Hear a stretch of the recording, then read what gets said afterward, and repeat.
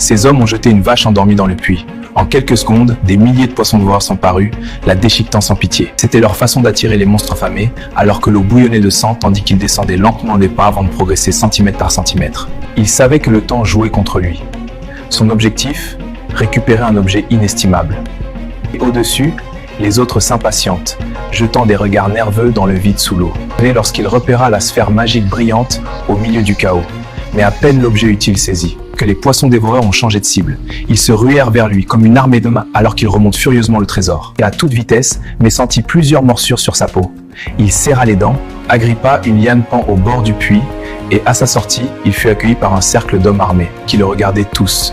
Très attiré, le chef exigea qu'il remette la boule magique dedans, alors il leva la main au-dessus du puits, prêt à la jeter. Le chef lui dit enfin d'attendre, mais à qui il exigea qu'ils jettent d'abord leurs armes. À contre-cœur, ils obéirent, mais soudain il reprit rapidement une arme. Les coups de feu éclatèrent, à qui il tira ses dernières balles, puis tenta de fuir avec le camion de l'ennemi. Mais avant d'atteindre la route, un tir le faucha. Il s'effondra sur le sol. Ainsi, si tu veux la suite, abonne-toi et écris en commentaire partie 2, je t'envoie le lien de cette légende.